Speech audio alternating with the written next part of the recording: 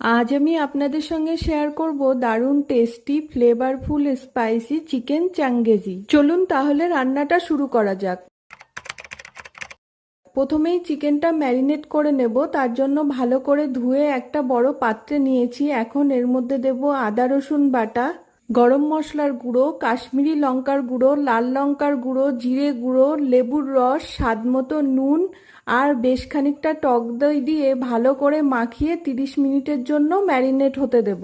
এবার একটা কড়াইতে সামান্য সাদা তেল গরম করে একে একে চিকেনের পিসগুলো দিয়ে এপিট ওপিট হালকা করে ভেজে তুলে নেব।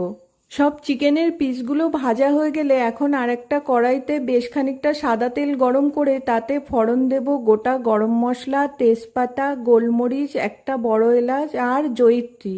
মশলাটা ভাজা হয়ে যখন একটা সুন্দর গন্ধ বেরিয়ে আসবে তখন গ্রেট করে রাখা পেঁয়াজটা দিয়ে দেব। এবার গ্যাসটাকে লো টু মিডিয়াম ফ্লেম করে ধীরে ধীরে পেঁয়াজটা সোনালি বাদামি রং হওয়া পর্যন্ত ভেজে নেব।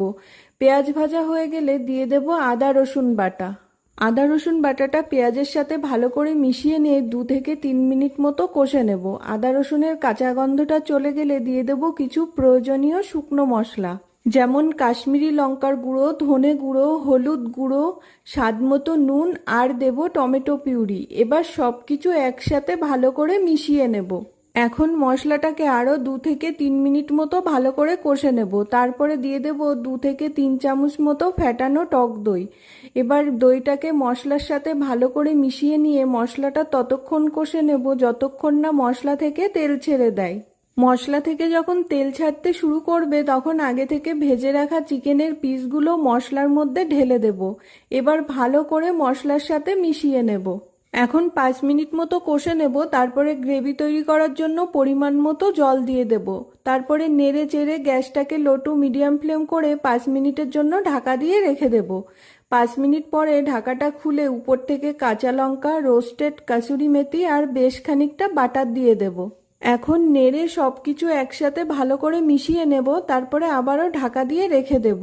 এবার গ্রেভিটা ফুটে যখন ঘন হয়ে আসবে তখন ঢাকাটা খুলে উপর থেকে বেশ খানিকটা ফ্রেশ ক্রিম দিয়ে আবারও নেড়ে চেড়ে ভালো করে মিশিয়ে নেব।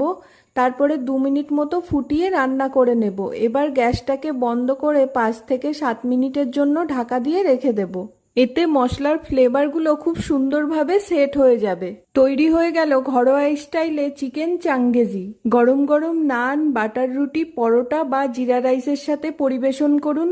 বিশ্বাস করুন, একবার খেলে বারবার বানাতে ইচ্ছে করবে। আশা করছি রেসিপিটা আপনাদের কাছে ভালো লেগেছে। ভিডিওটা শেষ পর্যন্ত দেখার জন্য সবাইকে অসংখ্য ধন্যবাদ।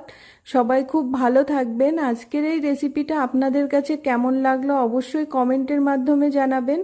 আজ আসি, আবারও দেখা হবে নতুন কোনো একটি ঘরোয়া রেসিপির সঙ্গে।